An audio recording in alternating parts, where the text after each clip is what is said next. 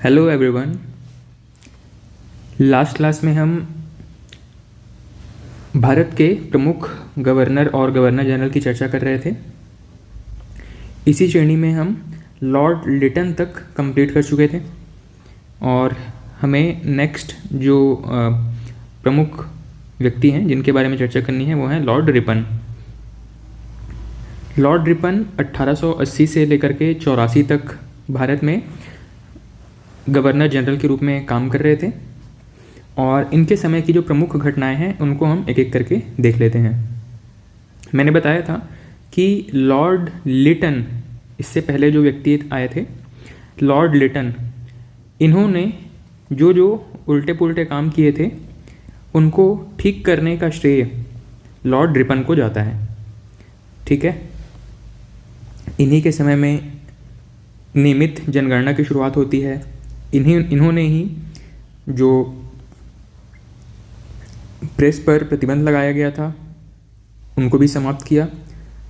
इन्हीं के समय में फैक्ट्री एक्ट लाया गया। इन्हीं के समय में बाल श्रम पर प्रतिबंध लगाया गया। ठीक है, एजुकेशन के लिए इन्होंने काम किया।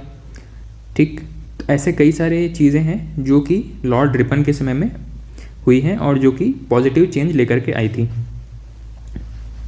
लॉर्ड रिपन 1880 से लेकर के 84 तक रहे हैं। सबसे पहले 1881 में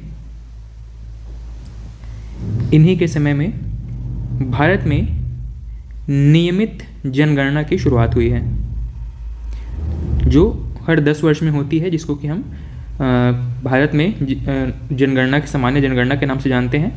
इसी को ही नियमित जनगणना कहा जा रहा है।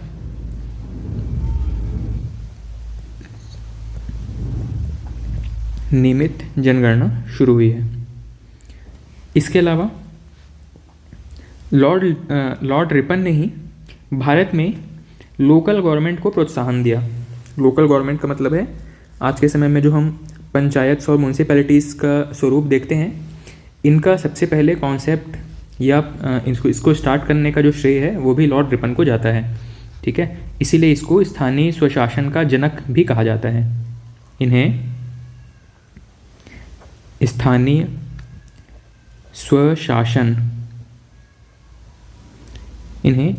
स्वशासन का जनक कहा जाता है। ठीक है, फादर ऑफ लोकल गवर्नमेंट। ठीक, और ये इसी कॉन्सेप्ट को लेकर के बाद में भारत में पंचायत और म्यूनसिपैलिटीज़ की व्यवस्था की गई है और आगे चल करके उनको संवैधानिक दर्जा दिया जाता है। ठीक है, तो भारत में स्थानीय स्वशासन के जनक लॉर्ड रिपन। इन्हीं के ही समय में भारत में सबसे पहला फैक्ट्री एक्ट आया था, कारखाना अधिनियम आया था। फर्स्ट कारखाना अधिनियम।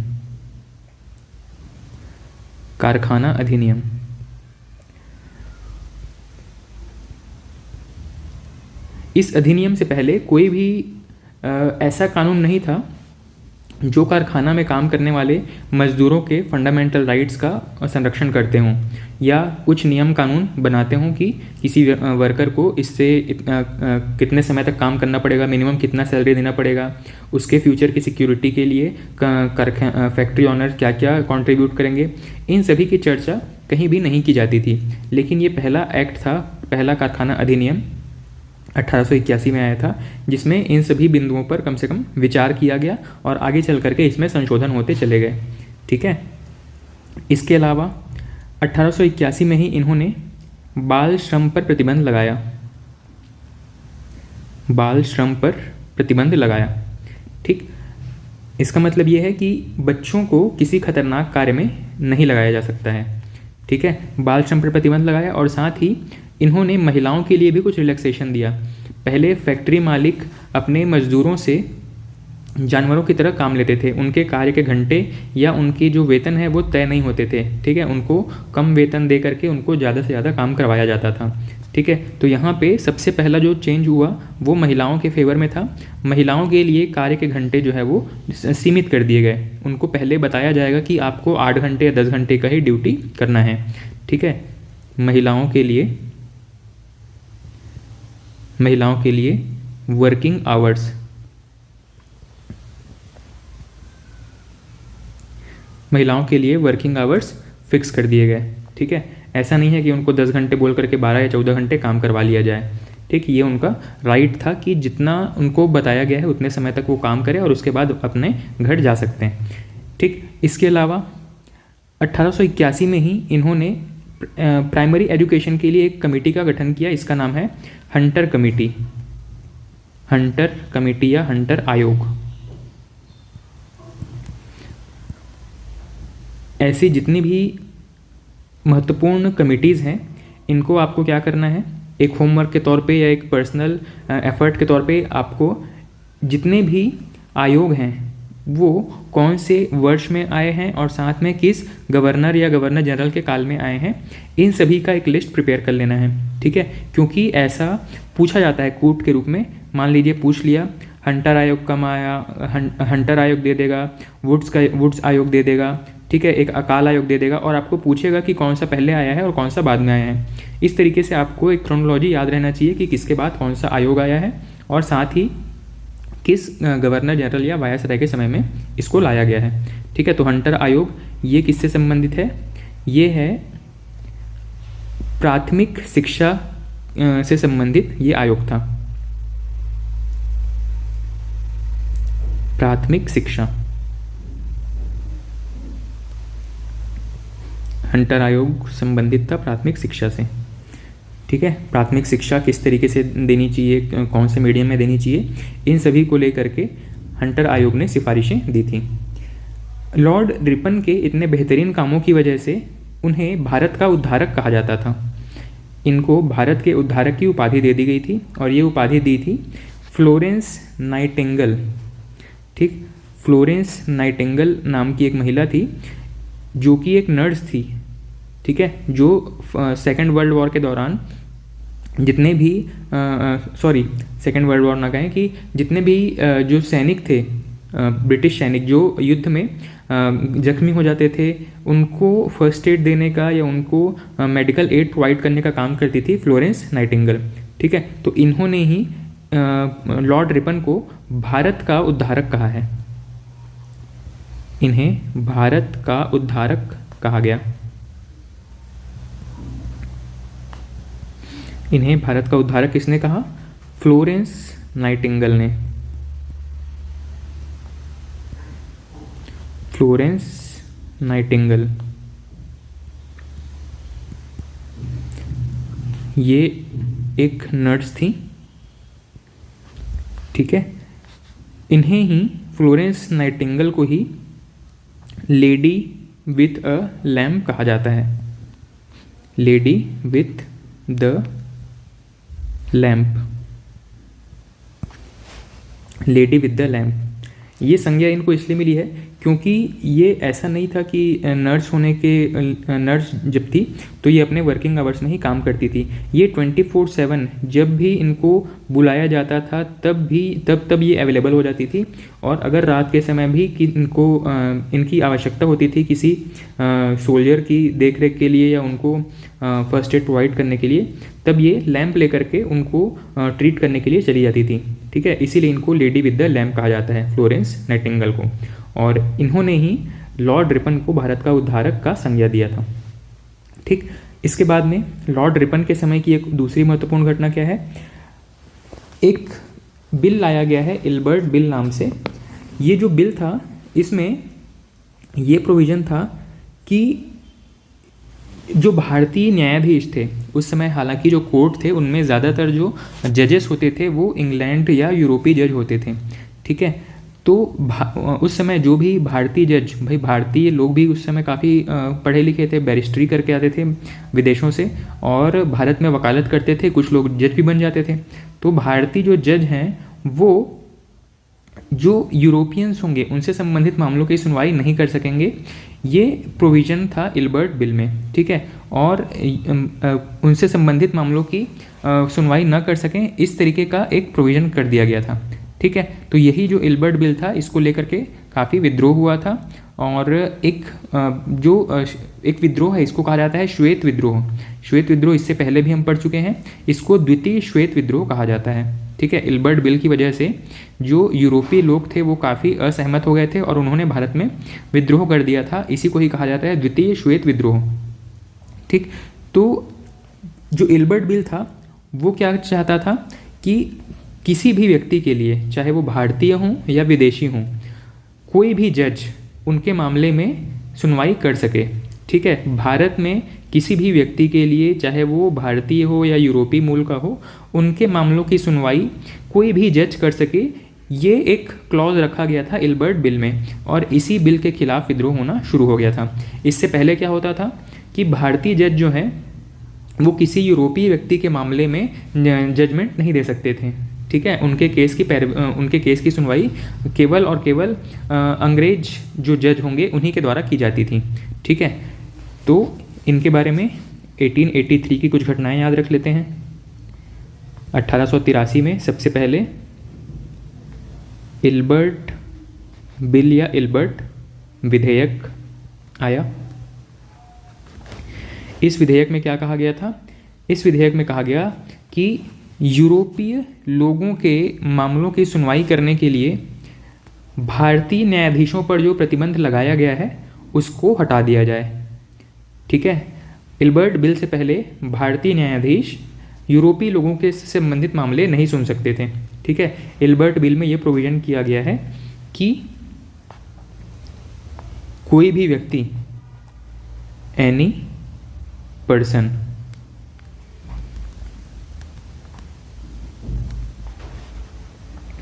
किसी भी व्यक्ति की सुनवाई, एनी जज, किसी भी व्यक्ति से संबंधित केस की सुनवाई कोई भी जज कर सकता था। ठीक है, अब ये इंग्लिश हो या इंडियन हो, जज कोई भी हो सकता था, चाहे इंग्लिश हो सकते थे या इंडियन हो सकते थे।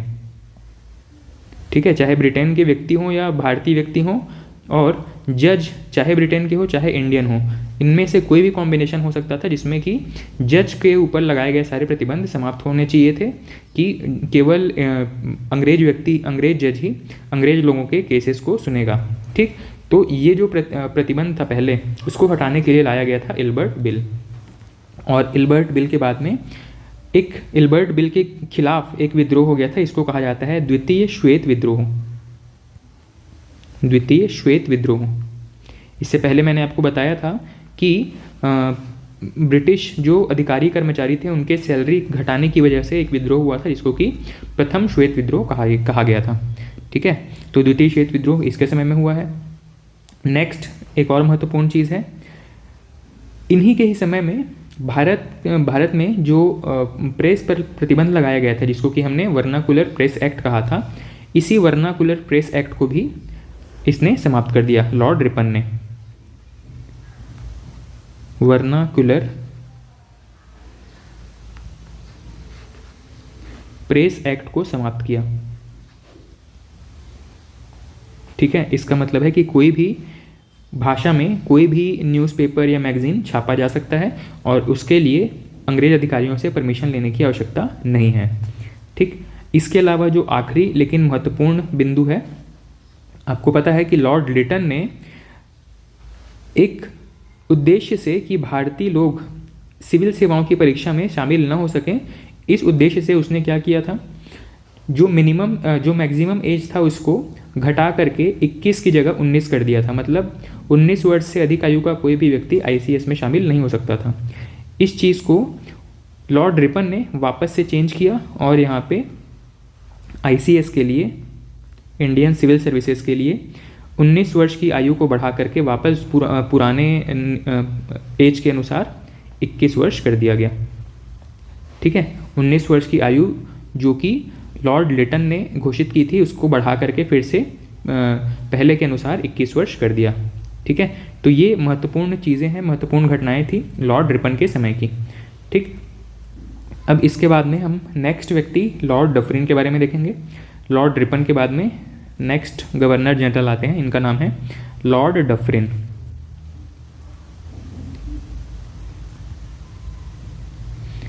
Lord Dufferin.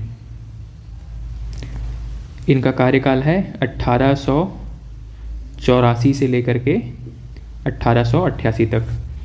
इनके समय में क्या क्या हुआ? तो एक चीज़ तो आपको पता है, कांग्रेस का गठन जो कि 1885 में होता है, ठीक है, क्योंकि 84 से 88 के बीच में 85 का वर्ष आएगा ही, 1885 इन्हीं के बीच में आएगा। तो 1885 में जब भारत में कांग्रेस का गठन होता है, उस समय यहाँ के गवर्नर जनरल कौन थे? Lord Dufferin.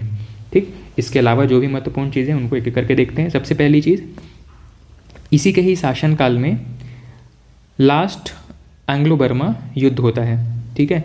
इससे पहले 2 एंग्लो बर्मा वॉर हो चुके हैं। ये है थर्ड आंग्ल बर्मा युद्ध।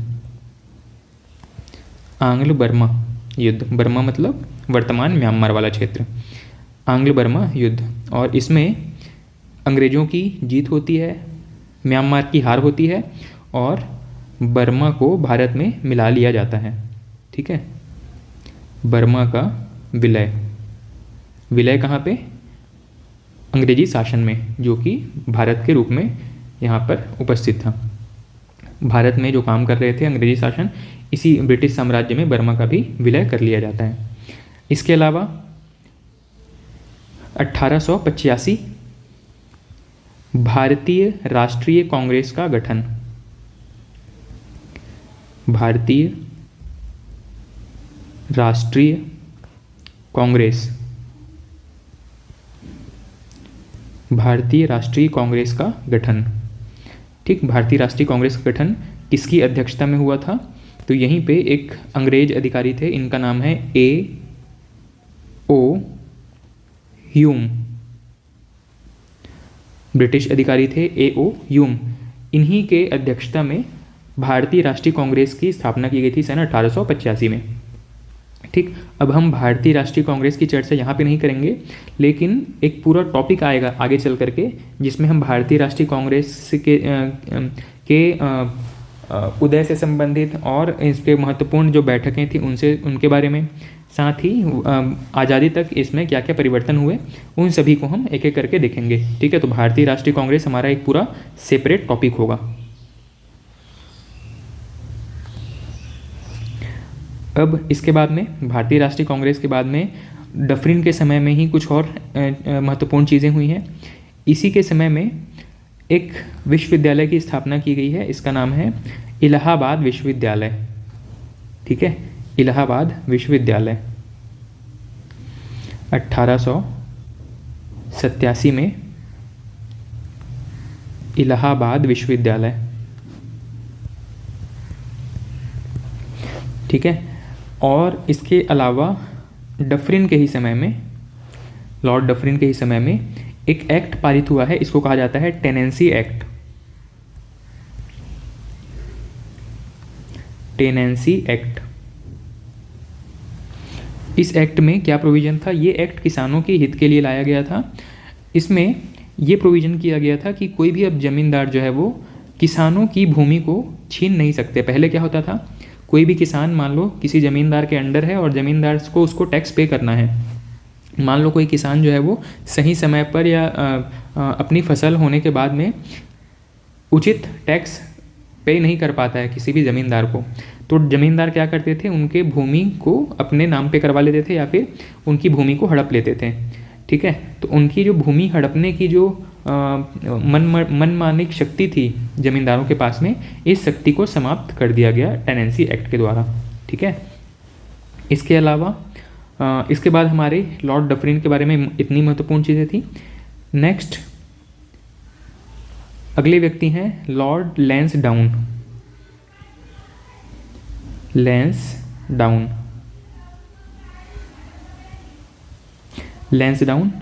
1888 से लेकर के 1894 तक।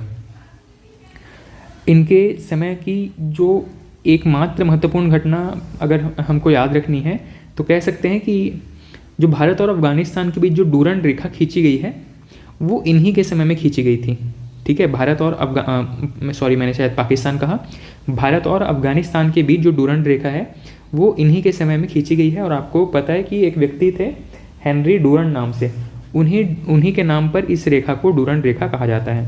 ठीक है, तो इन्हीं के समय में इंडिया और अफगानिस्तान के बीच में कौन सी रेखा खींची गई? डूरंड रेखा। डूरंड रेखा, ठीक है। और इसको विभाजित करने वाले व्यक्ति कौन थे? Henry Durand. Henry Durand. Henry Durand के द्वारा ही भारत अफगानिस्तान के बीच में डूरंड रेखा खींची गई थी। इसके अलावा 1890 आते आते आपको पता है कि सन 1853-54 के आसपास भारत में रेलवे का विकास होना शुरू हो गया था और सबसे पहली रेल चलाई जाती है मुंबई से ठाणे के बीच में। इसके बाद भारत में रेलवे का महत्व बहुत ज़्यादा बढ़ने लगा और भारत में खूब रेल पटरियाँ बिछाई जाने लगी। अब इतने बड़े रेलवे को मैनेज करने के लिए हमारे पास कोई भी ठोस कानून नहीं था, इसीलिए लॉर्ड लैंसडाउन के समय में ही 1890 में भारतीय रेलवे एक्ट पारित किया गया। इस विभाग के लिए, मतलब रेल विभाग के लिए, एक पूरा का पूरा नियमावली या कानून था। इसको ही भारतीय रेलवे एक्ट कहा जाता है। भारतीय रेलवे एक्ट, ठीक है। इस एक्ट में क्या चीज़ रहा होगा? तो इसमें बहुत सारी चीज़ें थी कि किसी व्यक्ति को टिकट लेके ही यात्रा करना है, टिकट न लेने पर उनको कितना दंड दिया जा सकता है, जुर्माना दिया जा सकता है। सरकारी संपत्ति जो कि रेलवे की है, रेलवे की संपत्ति को नुकसान पहुंचाने के लिए क्या दंड हो सकता है, ठीक है। ऐसे जितने भी महत्वपूर्ण प्रोविजंस हो सकते थे वो सभी एक एक्ट के अंदर लिखे गए हैं। इसी को ही भारतीय रेलवे एक्ट कहा जाता है। 1890 में इसको पारित किया गया। इसके अलावा यहाँ पे पहला कारखाना अधिनियम लॉर्ड रिपन के समय में लाया गया था और लॉर्ड लैंसडाउन के समय में दूसरा कारखाना अधिनियम लाया जाता है, सेकंड कारखाना अधिनियम। इस कारखाना अधिनियम की महत्वपूर्ण चीज़ क्या थी? इसमें बताया गया कि महिलाओं से एक दिन में 11 घंटे मैक्सिमम काम करवाया जा सकता है, ठीक है। महिलाओं के लिए वर्किंग आवर्स पहले फिक्स कर दिए गए थे, लेकिन उसमें लिमिट नहीं बताई गई थी कि कितना काम करवाया जा सकता है मैक्सिमम। यहाँ पे बता दिया गया 11 घंटे मैक्सिमम। अधिकतम महिलाओं से अधिकतम 11 घंटे ही काम करवाया जा सकता है, इसके अलावा इससे ज़्यादा काम नहीं करवाया जाएगा, ठीक है। तो लैंसडाउन के समय की ये 2-3 महत्वपूर्ण चीज़ें थी। नेक्स्ट, अगले महत्वपूर्ण व्यक्ति हैं लॉर्ड कर्जन, ठीक है। लॉर्ड डलहौजी, लॉर्ड रिपन और लॉर्ड कर्जन, ये कुछ ऐसे व्यक्ति हैं जिनसे संबंधित बातें आपको भूलनी नहीं है। एग्जाम के लिए सबसे महत्वपूर्ण व्यक्ति हैं ये तीनों, ठीक। इनका कार्यकाल कब से कब तक था? 1899 से लेकर के 1905 तक, ठीक है। इस बीच कुछ और लोग आए हैं पर वो महत्वपूर्ण नहीं है। 1899 से लेकर के 1905 लॉर्ड कर्जन का कार्यकाल रहा। अब यहीं पे कर्जन जो है वो अपने बंगाल विभाजन के एक वजह से काफ़ी बदनाम है, ठीक है। और बदनाम है इसीलिए इनसे संबंधित क्वेश्चन पूछे भी जाते हैं। तो इनके बाकी के और क्या क्या कार्य हैं इनको भी देख लेते हैं, ठीक है। तो सबसे पहली चीज़ जो आपको याद हमेशा रहती है वो है इनके कार्यकाल में किया गया बंगाल विभाजन, ठीक। लॉर्ड कर्जन के समय में बहुत सारे ऐसे काम किए गए जो कि भारतीय लोगों को नाराज़ करने वाले थे। भारतीय लोग इनसे काफ़ी खफा होते चले गए, नाराज़ होते चले गए, क्योंकि इनकी पॉलिसीज़ या इनकी नीतियाँ इस तरीके की थी, ठीक। इन नीतियों में सबसे पहले हम देखते हैं, इन्होंने सबसे पहले 1902 में इन्होंने क्या किया? एक पुलिस आयोग का गठन किया। भारत में एक पुलिस आयोग का गठन किया।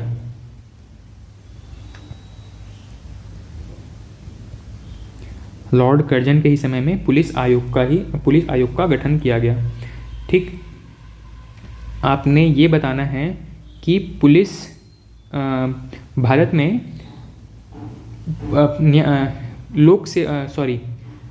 पुलिस विभाग का जनक किसको कहा जाता है, ठीक है। पुलिस प्रशासन का जनक किसको कहा जाता है, साथ ही लोक सेवा या जो पीएससी वगैरह है, तो लोक सेवा का जनक किसको कहा जाता है। साथ ही आपको ये भी बताना है कि भारत में पब्लिक वर्क्स डिपार्टमेंट, ठीक है, इसका जनक किसको कहा जाता है। ये 2-3 चीज़ें हैं जो कि एग्ज़ाम में रिपीटेडली पूछी जाती हैं, इनका जवाब आपको देना है या पीछे पलट के इसको रिवाइज कर लेना है, ठीक है। भारत में लोक सेवा का जनक, पुलिस सेवा का जनक, पब्लिक वर्क्स डिपार्टमेंट का जनक, और साथ ही अब हम कर्जन के बारे में देख रहे हैं, इनको पुलिस आयोग का गठन के लिए इनका नाम ज़्यादा प्रचलित है, ठीक है। तो कर्जन के समय में पुलिस आयोग का गठन किया गया। पुलिस विभाग में रिफॉर्म्स या कुछ बदलाव से संबंधित डॉक्यूमेंट देने के लिए, सुझाव देने के लिए, ठीक है, पुलिस आयोग का गठन हुआ। इसके अलावा इसी के ही समय में एक विश्वविद्यालय आयोग का भी गठन किया गया। विश्वविद्यालय आयोग का गठन, ठीक, विश्वविद्यालय आयोग का गठन, ठीक। आयोग का मतलब है कि कुछ योग्य लोगों की ऐसी समिति या ऐसा समूह जो कि उस क्षेत्र विशेष से संबंधित सुझाव दे सके, उनमें सकारात्मक परिवर्तन के बारे में सुझाव दे सके। तो विश्वविद्यालय से संबंधित अगर कोई आयोग है तो जाहिर सी बात है कि भारत में जितने भी विश्वविद्यालय हैं उनको नियंत्रित करने के लिए और उनमें पॉजिटिव चेंजेस करने के लिए सुझाव देने का ही काम करेंगे। वैसे ही पुलिस आयोग जो है वो पुलिस प्रशासन में सकारात्मक बदलाव देने के लिए अपने सुझाव देंगे। तो विश्वविद्यालय आयोग का गठन किसकी अध्यक्षता में किया गया, तो ये नाम पूछा जाता है, इसको याद रखेंगे, टॉमस रैले की अध्यक्षता में। टॉमस रैले की अध्यक्षता में विश्वविद्यालय आयोग का गठन किया गया था। जबकि पुलिस आयोग जो था एंड्रयू फ्रेजर की अध्यक्षता में, एंड्रयू फ्रेजर की अध्यक्षता में पुलिस आयोग का गठन किया गया। इसके अलावा अच्छा, ये जो घटना थी विश्वविद्यालय आयोग, ये है 1904 के आसपास, 1904 या 1902 के ही आसपास है, इसको एक बार कंफर्म करना पड़ेगा। शायद 1902 में ही पुलिस आयोग और विश्वविद्यालय आयोग का गठन किया गया था, ठीक है, 1902 में ही विश्वविद्यालय आयोग का भी गठन किया गया था। 1904 में विश्वविद्यालय अधिनियम पास किया गया, ये था 1902 में, और इसके बाद में है 1904 में विश्वविद्यालय अधिनियम, पहले आयोग बना था, आयोग के सुझाव या सिफारिश पर एक कानून पास किया गया, इसका नाम है विश्वविद्यालय अधिनियम। विश्वविद्यालय अधिनियम पास किया गया 1904 में, और 1905 ये सबसे महत्वपूर्ण वर्ष है, इसको याद रखेंगे। 1905 में होता है बंगाल का विभाजन,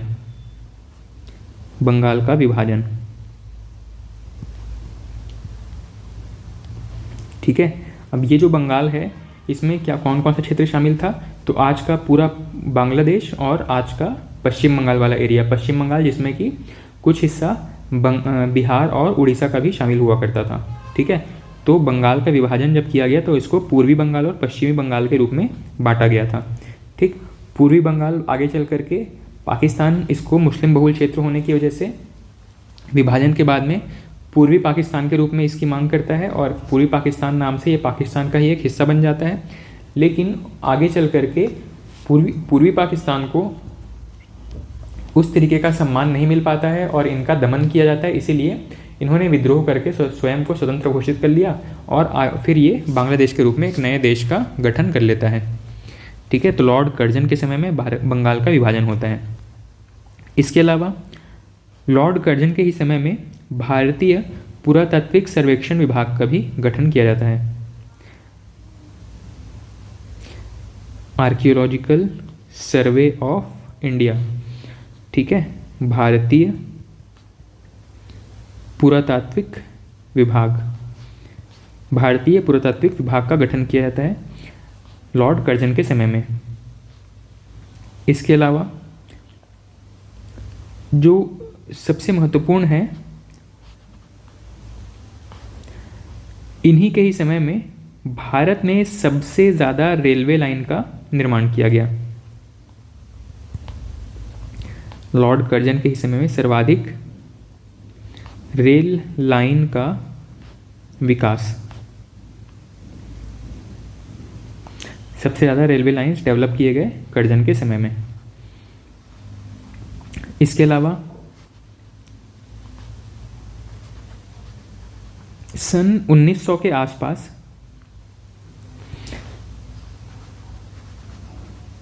अकाल आयोग का गठन किया जाता है। अकाल आयोग, ठीक है।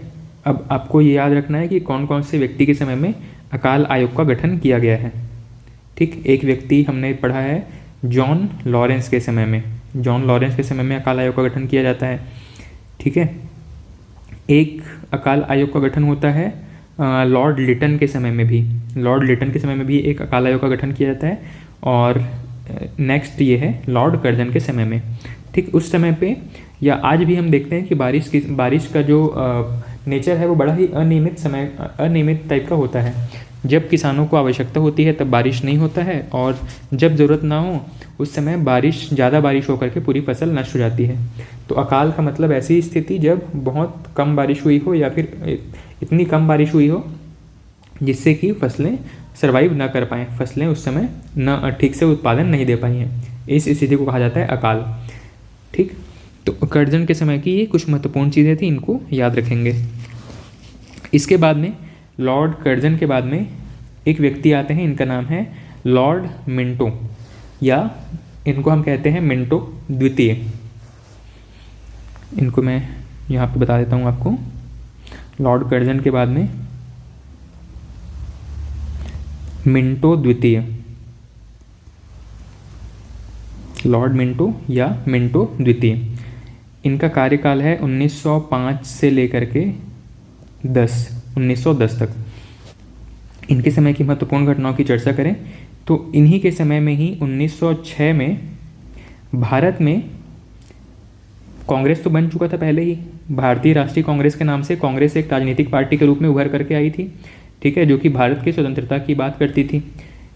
इसी समय एक और नई पार्टी का गठन हुआ है, इसको कहा जाता है मुस्लिम लीग। मुस्लिम लीग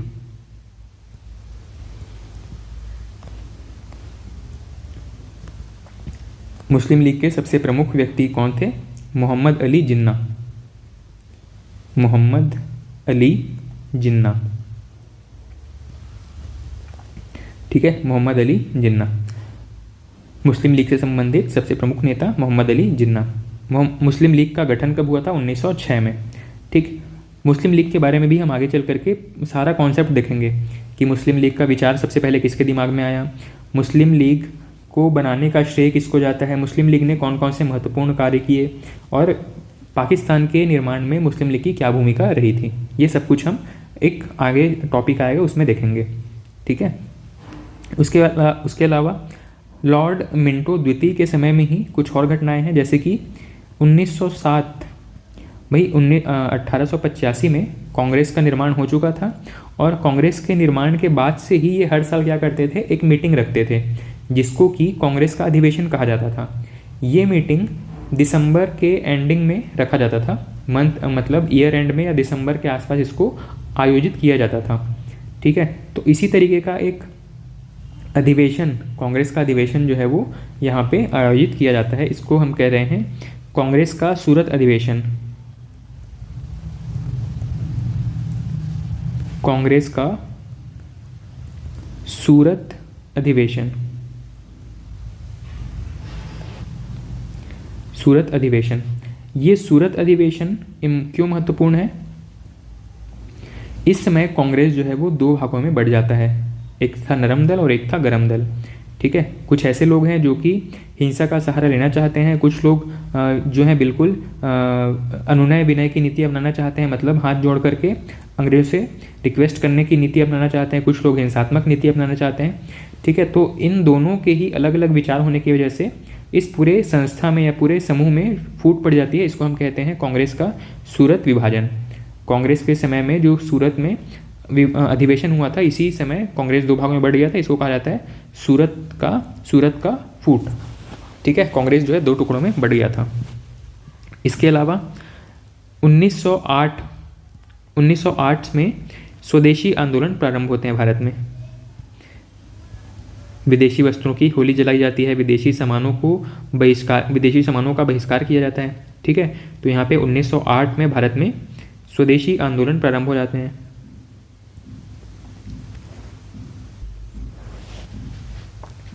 इसके अलावा 1909 में भारत के गवर्नर थे लॉर्ड मिंटो द्वितीय। ठीक है, तो गवर्नर थे मिंटो और उस समय भारत सचिव थे लॉर्ड मार्ले। तो दोनों ने मिल करके, ठीक है, लॉर्ड मार्ले जो थे वो ब्रिटेन की संसद में बैठते थे, भारत के सचिव कहे जाते थे।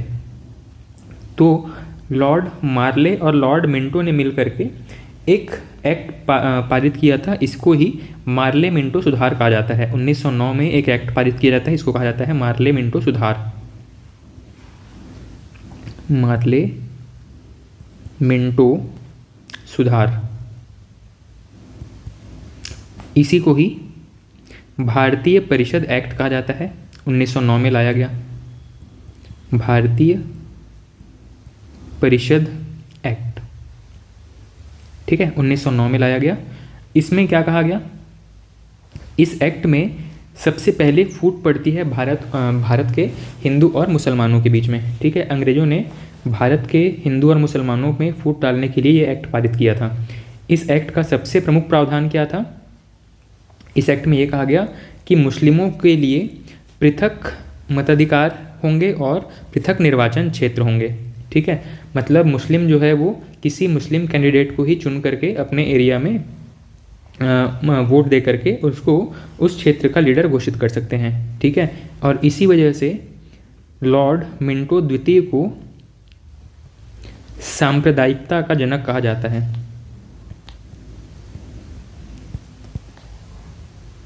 सांप्रदायिकता का जनक।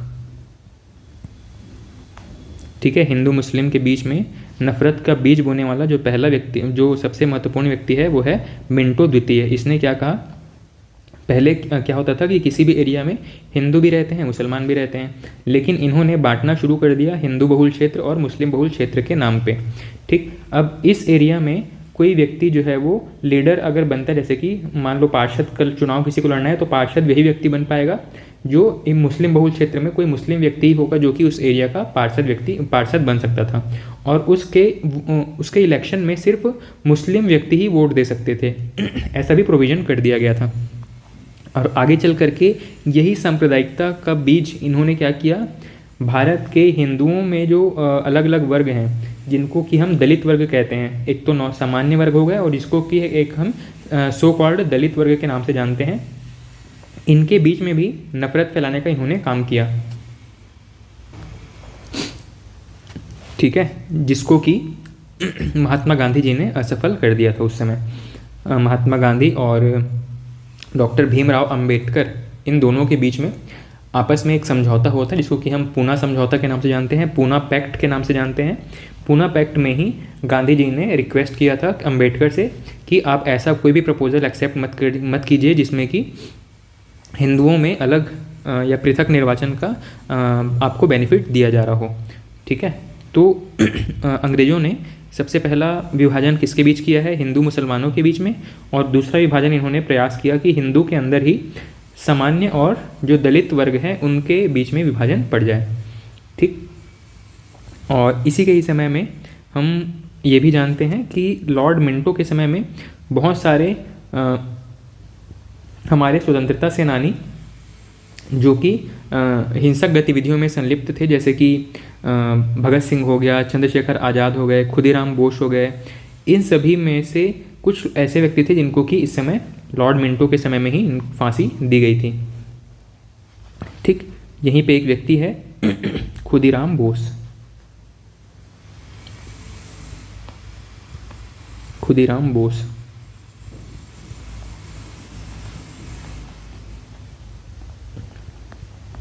इनको कुछ हिंसक गतिविधियों की वजह से फांसी की सज़ा दी गई है।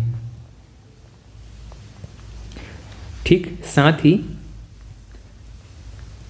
तिलक को इस समय 6 वर्ष की सज़ा मिली थी। 6 वर्ष की जेल। ठीक है, बाल गंगाधर तिलक को 6 वर्ष की सज़ा दी गई थी लॉर्ड मिंटो द्वितीय के समय में। ठीक, 1905 से लेकर के 1910 इनका कार्यकाल था। इसके बाद में जो नेक्स्ट व्यक्ति हैं लॉर्ड हार्डिंग द्वितीय।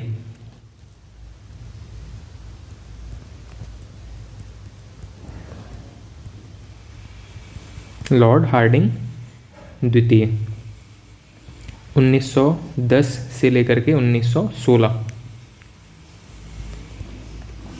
इनके समय की महत्वपूर्ण घटना क्या है? इनके समय की जो सबसे महत्वपूर्ण घटना है वो है भारत में द्वितीय दिल्ली दरबार का आयोजन किया जाता है। ठीक है, द्वितीय दिल्ली दरबार हम डिस्कस कर चुके हैं कि जो पहला दिल्ली दरबार था, जिसमें कि पहला दिल्ली दरबार जो है वो किसके समय में आयोजित किया गया था, आप इसको खोज करके बताएंगे। और इसके अलावा एक और चीज़ खोजना है आपको कि प्रथम दिल्ली दरबार में कौन राजा जो है वो भारत आया था। प्रथम दिल्ली दरबार कौन से गवर्नर जनरल के समय में हुआ था और कौन राजा इसके समय में भारत आया था। ठीक, तो प्रथम दिल्ली दरबार के बारे में आपको ये 2-3 चीज़ें खोज करके रखनी है। साथ ही ये भी याद रखना है कि दिल्ली दरबार का आयोजन टोटल कितने बार हुआ है। तो अभी इस सीरीज़ में ये 2nd दिल्ली दरबार का आयोजन किया गया है। ठीक, अंत में आपको पता चलेगा कि दिल्ली दरबार का आयोजन टोटल कितनी बार किया गया है। ठीक है, तो 2nd दिल्ली दरबार, इसमें उस समय के जो राजा हैं 1911 में इसको आयोजित किया गया, 1911।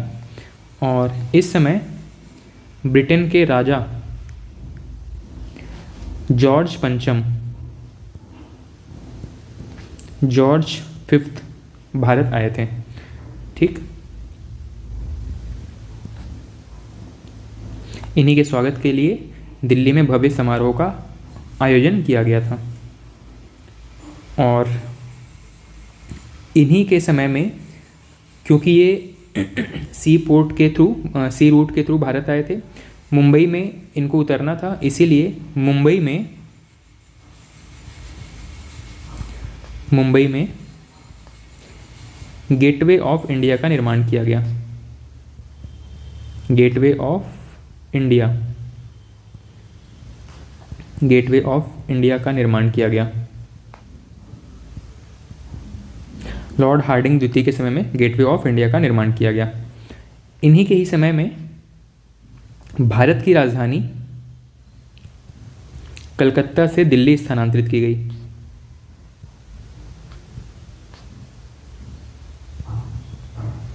कलकत्ता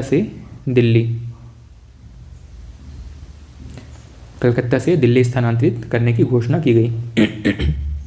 और इन्हीं के समय की जो सबसे महत्वपूर्ण घटना है, जो कि इनसे पहले वाले गवर्नर से संबंधित है, कर्जन ने क्या किया था? बंगाल विभाजन की घोषणा किया था। कर्जन ने क्या किया था? बंगाल विभाजन का घोषणा किया था। ठीक, और लॉर्ड हार्डिंग द्वितीय ने क्या किया है? लॉर्ड हार्डिंग द्वितीय ने क्या किया है? इन्होंने इन्हीं के समय में जो राजा भारत आए थे, इन्हीं के द्वारा क्या किया गया? बंगाल का विभाजन रद्द कर दिया गया। बंगाल विभाजन इसको समाप्त किया गया, बंगाल का विभाजन समाप्त कर दिया गया। ठीक है, तो लॉर्ड कर्जन के समय में बंगाल का विभाजन किया गया और लॉर्ड हार्डिंग द्वितीय के समय में बंगाल विभाजन रद्द कर दिया गया। ठीक, इसके अलावा 1912 के आसपास एक घटना है। 1912 के आसपास की एक घटना है, इसको हम कहते हैं दिल्ली षड्यंत्र के नाम से। ठीक है, दिल्ली षड्यंत्र 1912,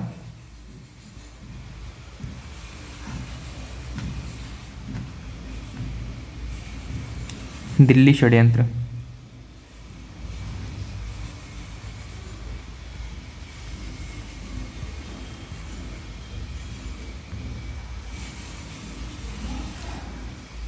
ठीक, ये जो षड्यंत्र है इसके लीडर कौन थे?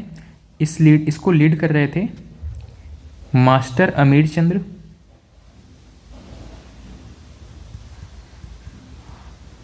मास्टर अमीरचंद और रास बिहारी बोस।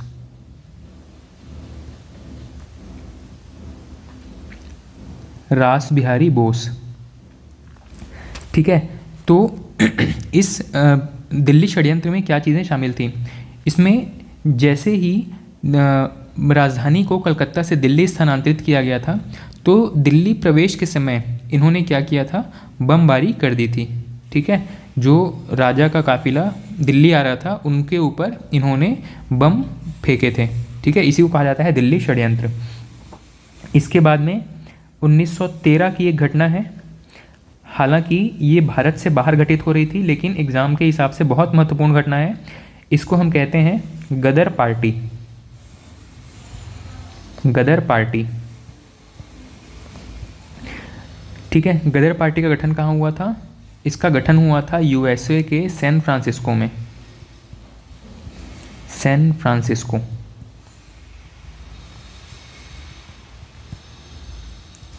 ठीक है। सैन फ्रांसिस्को में इसका गठन किया गया था। और गदर पार्टी के बारे में हमको आगे कई सारी चीज़ें देखनी है, जैसे कि गदर पार्टी कब गठित की गई, गदर पार्टी ने कौन से न्यूज़पेपर निकाले, गदर पार्टी जो सबसे पहला न्यूज़पेपर निकाला उसमें लैंग्वेज क्या था, इस तरीके की बहुत सारी चीज़ें हैं गदर पार्टी के बारे में। तो ये सारा कुछ हम आगे गदर पार्टी के बारे में जब स्पेसिफिकली पढ़ रहे होंगे वहाँ पे देखेंगे। फिलहाल आप याद रखेंगे लॉर्ड हार्डिंग द्वितीय के समय में गदर पार्टी की स्थापना की गई। इसके बाद में 1914 में आपको पता है वर्ल्ड वॉर 1 स्टार्ट हो जाता है, प्रथम विश्व युद्ध शुरू हो जाता है, ठीक। और इसी समय में एक घटना है जिसको हम कहते हैं कामागाटा मारू। कामागाटा मारू, कामागाटा मारू क्या था? ये एक जापानीज़ जहाज़ था जिसमें बहुत सारे भारतीय व्यक्ति बैठ करके कनाडा की ओर प्रस्थान किए थे, ठीक है। लेकिन कनाडा में इनको उतरने नहीं दिया गया था और उस जहाज़ को वैसे के वैसा ही भारत की तरफ लौटा दिया गया, ठीक। और इस दौरान भूख से या खाने की कमी की वजह से कई लोगों की मृत्यु हो गई थी। जब भारत आए थे तो भारत में अंग्रेज़ों ने इनको कैद करने का प्रयास किया और इस हिंसक झड़प में भी कुछ लोगों की मृत्यु हो गई थी। इस पूरे प्रकरण को ही कामागाटा मारू घटना कहा जाता है। ये भी हुई है लॉर्ड हार्डिंग द्वितीय के समय में। इसके अलावा 1915 में आपको पता है कि गांधी जी जो है वो स्वदेश अपने देश वापस लौट आते हैं। गांधी जी के बारे में भी हमको पूरा एक टॉपिक है, उनमें देखना है कि उनके जीवन की महत्वपूर्ण घटनाएं कौन कौन सी थी। तो गांधी जी भारत वापस आए। कब आए थे? इन्हीं के ही आगमन को ही हम भारतीय अप्रवासी दिवस के नाम से सेलिब्रेट करते हैं, ठीक है। 9 जनवरी 1915 को गांधी जी भारत वापस आए थे, ठीक है। और यहीं पे 1916 के आसपास भारत में होम रूल लीग की स्थापना की जाती है। होम रूल लीग के बारे में भी हमको पढ़ना है, ठीक है। ये एक प्रॉपर टॉपिक होगा। होम रूल लीग क्या है, किसने इसको गठित किया था, भारत में कौन कौन प्रमुख लीडर थे, ठीक है। ये सारा कुछ हमको देखना है होम रूल लीग के बारे में। तो यहाँ पे होम रूल लीग आंदोलन,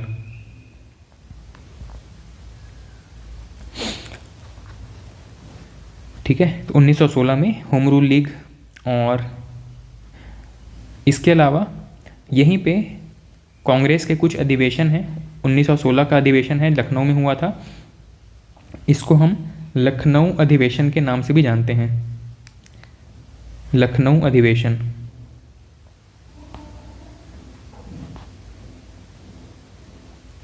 इस समय की कुछ घटनाएं भी महत्वपूर्ण हैं, ठीक है।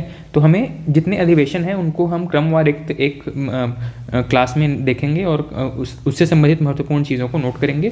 तो लखनऊ अधिवेशन से संबंधित भी कुछ महत्वपूर्ण चीज़ें हैं, 1916 में घटित हुई थी। और ये जो अधिवेशन है कांग्रेस के, ये हर साल होते थे, ठीक है। हर साल एक नया व्यक्ति अध्यक्षता करता था और इनका अधिवेशन जो है वो जनरली, जो सामान्य अधिवेशन है वो दिसंबर के आसपास होता था। इसके अलावा ये चाहे तो बीच में भी कोई अधिवेशन रख सकते थे, जिसको कि विशेष अधिवेशन कहा जाता था, ठीक है। तो लॉर्ड हार्डिंग द्वितीय के समय में ये कुछ महत्वपूर्ण चीज़ें हैं, ठीक। अब इसके बाद हमको नेक्स्ट व्यक्ति के बारे में पढ़ना है, लॉर्ड चेम्सफोर्ड, ठीक है। तो चेम्सफोर्ड के बारे में हम नेक्स्ट क्लास से कंटिन्यू करेंगे। आज की क्लास में इतना रखते हैं। Thank you.